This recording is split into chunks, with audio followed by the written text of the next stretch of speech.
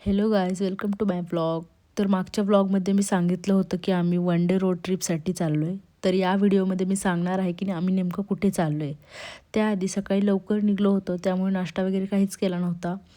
मग थोड्या वेळ आम्ही नाश्त्यासाठी थांबलो. तिथे हे आम्हाला बदक दिसले. हे नेमकं बदक आहेत का कमेंट करून नक्की सांगा.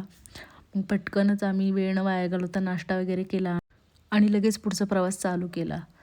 तर प्रवास करता करता आम्ही फायनली कोकणामध्ये पोहोचलो. तर येस गाईज, आम्ही कोकणामध्ये आले वन डे रोड ट्रिपसाठी. तर आम्ही आलो आहे नागाव बीचला. मग आल्या आल्या आम्ही काहीच बुकिंग वगैरे केलं नव्हतं, कारण की आम्ही स्टेसाठी नव्हतो आलेलो. म्हणून मग आम्ही एक जे ओळखीचे होते, आम्ही दरवेळेस ज्यांच्याकडे येतो त्यांनाच आम्ही फिशची ऑर्डर दिली होती. फिश रेडी होईपर्यंत आम्ही पटकन तयार होऊन बीचला जायला निघालो. संडे असल्यामुळे इकडेही भरपूर असा क्राऊड होता.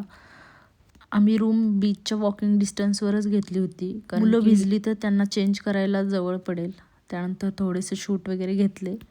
थोड्या वेळ बीचला एन्जॉय केला. आरवचा गेल्या गेल्याच पाण्यात भिजायचा कार्यक्रम चालू झाला होता. त्यानंतर भिजून वगैरे आल्यावर चेंज वगैरे केला आणि मस्त असं रिलॅक्स करत बसलेले. खूप छान वाटत होतं झाडाखाली, एकदम रिलॅक्स. कधीतरी येत जावं कोकणात असं रिलॅक्स व्हायला. त्यानंतर जेवण वगैरे मस्त केलं आणि छान असं निवांत आम्ही गप्पा मारत बसलेलो सगळे. छान वाटलं एकदम. त्यानंतर मग जाताना आम्ही गोळा वगैरे घेतला.